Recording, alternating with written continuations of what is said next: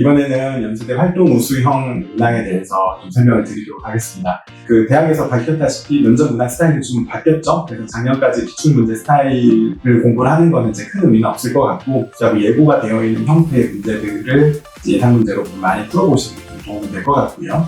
의예과를 제외하는 나머지 이제 일반 학과들은 현장 비대면 녹화 면접으로 진행이 됩니다. 학생이 들어가면 이제 컴퓨터를 보고 자기의 답변을 녹화를 하고 그것을 가지고 이제 추후에 이제 면접관들이 이제 평가를 해서 이제 정시화시키는 그런 구조를 띄고 있죠. 그래서 면접관을 직접 대면하고 보지 않기 때문에 긴장감이 좀 덜한 좋은 점도 있고요. 조금 더 신경을 써야 되는 부분도 존재하게 됩니다.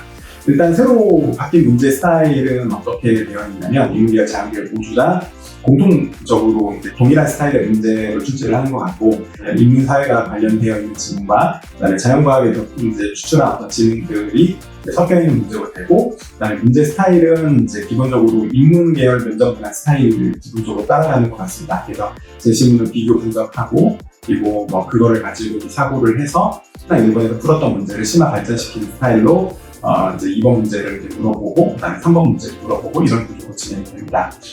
연세대 면접에서의 어떤 좀 좋은 팁이라고 한다면, 일단 새로 바뀐 어떤 면접 문항 스타일이 기존에 있었던 인문계열 문제하고는 대단히 좀 유사한 부분을 띠고 있습니다. 그래서 인문계열 학생들은 기존에 이제 출제했던 어떤 면접의 그 논점들이나 문항들의 어떤 유형을 그대로 이용하시면 될 것 같고, 자연계열 학생들 같은 경우에는 별로 이렇게 풀어보지 않았던 스타일일 거예요.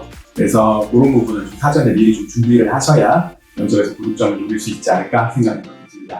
그리고 두 번째로는 문제를 풀 수 있는 시간은 8분인데 이 8분이라는 시간이 굉장히 짧습니다. 그러니까 이 짧은 그 8분이라는 시간 안에 빠르게 문제를 보고 그거에서 답변을 이제 짜가지고 면접 녹화에 진행되는 형태로 진행을 해야 될 것 같아요. 그래서 그 부분을 좀 신경을 쓰셔서 대단히 문제를 빨리 풀어야 된다 이해하고 계셔야 되고요. 세 번째로는 그 서류 기반 질문 같은 거는 물어볼 수 없습니다. 이거는 기본적으로 녹화 면접으로 진행이 되기 때문에 면접관이 그 자리가 없잖아요. 그러니까 이 학생이 어떤 학생부에 있는 질문이나 이런 부분이 맞고 이 부분에 대한 대비는 불필요하다 이렇게 생각하시면 될 것 같습니다. 의예과 같은 경우에는 이제 바뀐 면접 문항 스타일에 따르면서 현장에서 대면으로 진행이 되고 MMI 형태로 진행되는 것 같습니다. 첫 번째 방에서는 의학 인접성에 관련된 MMI 문제 스타일의 문항들을 좀 풀 거고요. 두 번째로는 이제 서류 확인 면접이 이제 들어가겠죠. 두 번째 방에서는 당연히 이제 서류 기반 질문들을 많이 물어볼 거니까 본인이 학생부에 대한 여러 실전 분석과 예상 문제들을 좀 뽑아가지고 답변을 좀 미리 만들어 놓고 암기하는 것도 중요한 대비 방법이라고 생각합니다.